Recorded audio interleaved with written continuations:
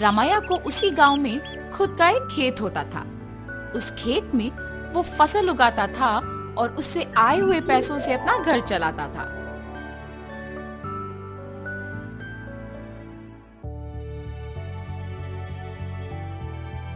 हमेशा की तरह इस साल भी फसल तो मैंने उगा दिया। अब गर्मी की मौसम शुरू होने वाली है, जल्द ही तरबूज के बीज डालने पड़ेंगे। ऐसे सोचकर तरबूज के बीज लेके अपने खेत की ओर जाता है। अरे रे, मैं तो भूल ही गया कि इस साल गांव में पानी नहीं है। मुझे अपने खेती के लिए पानी कहीं से भी लाना होगा, वरना इस साल मैं अपना घर नहीं चला पाऊंगा। ऐसे अपने आप में सोचते हुए दुखी होता है। इतने में उसके पड़ोसी खेत का मालिक विश्वनाथ रामैया को देख उसके पास आता है। अरे रामैया, इतना क्या सोच रहे हो कि मेरा आना भी देखा नहीं तुमने? विश्वनाथ, तुम्हें तो पता है कि मैं हर साल चावल की फसल के बाद तरबूज उगाता हूँ, मगर इस साल गांव में पानी ना होने के कारण मैं तरबूज नहीं उगा सकता हूँ। मैं अपना घर कैसे चलाऊंगा? क्या तुम पानी के बारे में इतना सोच रहे हो? उसमें क्या है, इस सारे गांव में सिर्फ मेरे ही खेत में तो मोटर है। मेरे मोटर का उपयोग करके तुम हमेशा की तरह अपने खेत में तरबूज उगाओ। मैं तुम्हारा एहसान कभी नहीं भूल सकता हूँ। ऐसे कहकर उसके खेत में मौजूद मोटर के सहायता से पानी का उपयोग करके तरबूज उगाता है। कुछ ही महीनों में उसके खेत में तरबूज अच्छे उगते देख बहुत खुश होता है। हर साल से ज्यादा तो इस साल तरबूज उगे हैं, इनको बेचूंगा तो बहुत सारे पैसे मिलेंगे। ऐसे सोचकर सारे तरबूजों को बेचने दुकान जाता है। वहाँ दुकानदार तरबूजों को लेके पैसे देता है। ये सब उसी दुकान के पास मौजूद विश्वनाथ देखता है। रामैया को तरबूज की फसल उगा के बहुत सारे पैसे मिले हैं। मेरे पानी देने के वजह से ही ये उसके लिए मुमकिन हुआ है, इसीलिए आए हुए पैसों में आधा हिस्सा मुझे मिलना चाहिए। इसके बारे में मुझे रामैया से पूछना होगा। रामैया, मेरे पानी देने के वजह से ही तो तुम इतने तरबूजों को उगा सके हो। हाँ, आपने सच ही कहा है। उस दिन आपने अगर पानी नहीं दिया होता तो आज मेरे हाथों में पैसे नहीं होते। अगर मैं तुम्हें पानी नहीं देता तो तुम्हारे पास आज पैसे नहीं होते ना। मतलब तुम्हारे हाथ में जो पैसे हैं उसमें आधा हिस्सा मुझे मिलना चाहिए ना।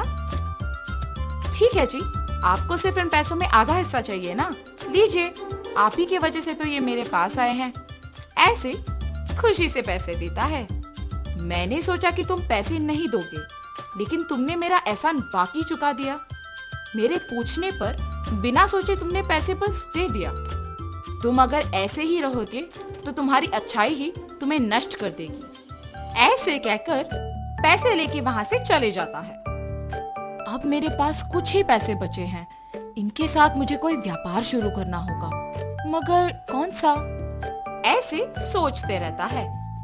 इतने में ही बगल में उसे एक आदमी कटे हुए तरबूज एक बंडी पे बेचते हुए नजर आता है।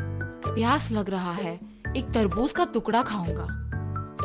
उस तरबूज वाले के पास जाता है और पूछता है, बाबू, एक तरबूज का टुकड़ा मिलेगा? जी हाँ। एक तरबूज का टुकड़ा कितने का है?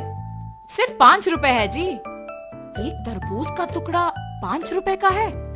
एक पूरा तरबूज तो बहुत कम पैसों में मिल जाएगा। मैं मेरे पास के सारे पैसों से तरबूज खरीदूंगा और उन्हें ऐसे टुकड़े बना के बेचूंगा। ऐसे मुझे बहुत पैसे मिलेंगे। तुरंत उसको पैसे देके उसके पास के सारे तरबूज लेके जाता है। उन तरबूजों को एक बंडी के ऊपर रख के उन्हें अच्छे टुकड़ों में काट के बेचने लगता है। ऐसे उसका व्यापार बहुत अच्छा चलता है। हर रोज की तरह एक दिन वो जब तरबूज बेच रहा था, आप सबको पता है कि इस गांव में कुछ दिनों से चोरी हो रही है। जो भी इन चोरों को पकड़ के जमींदार जी के हवाले करेगा, उनको जमींदार जी अभिनंदन करके तोहफा देंगे। उस विज्ञापन को रामैया सुनता है। उस दिन दोपहर को 4 आदमी उसके पास आते हैं। बाबू, हमें 4 तरबूज के टुकड़े दो ना। बाबू, आपको इस गांव में मैं कभी नहीं देखा। गांव में नए आए हो क्या? हाँ जी। किसके घर में रह रहे हो बाबू? पास में जान पहचान के लोग हैं तो उन्हीं के घर में है। इतने में रमैया को सुबह का विज्ञापन याद आता है। वो लोग भी हिचकिचाते हुए उसको पैसे देके जल्दबाजी में वहाँ से निकल जाते हैं। मुझे इन लोगों को देख के लग रहा है कि यही वो चोर हो सकते हैं। इनका पीछा करूंगा तो सच पता चल जाएगा, मेरा शक भी चला जाएगा। ये फैसला करके उनका पीछा करता है। उन लोगों को एक घर में घुसते हुए देखता है। खिड़की में से उन लोगों को देखते रहता है। हम लोगों पे शक आए इससे पहले हमें जमींदार के घर में चोरी करके इस गांव से बाहर निकलना होगा। मेरे सोच के अनुसार ये लोग तो चोर ही निकले हैं। तुरंत मुझे ये जमींदार को बताना होगा, वरना आज जो चोरी होगा उसका कारण तो मैं ही बन जाऊंगा। तुरंत वो वहाँ से जमींदार के पास जाता है। जमींदार साहब, जमींदार साहब। अरे क्या हुआ रामैया, यहाँ आए हो? इस गांव में हो रही चोरियों के पीछे जो लोग हैं वो मुझे पता है, यही बताने आपके पास आया हूँ मैं। इतना ही नहीं, मैं उन्हें ये कहते हुए सुना कि वो आज आपके घर में चोरी करने वाले हैं, इसीलिए तुरंत आपके पास आया हूँ। ऐसे सब कुछ जमींदार को बताता है। क्या तुम्हें पता है कि वो लोग कहाँ हैं? जी साहब, पता है। सेवकों, तुम लोग अब रामैया के साथ जाके उन चोरों को पकड़ के मेरे पास लाओ। जी प्रभु।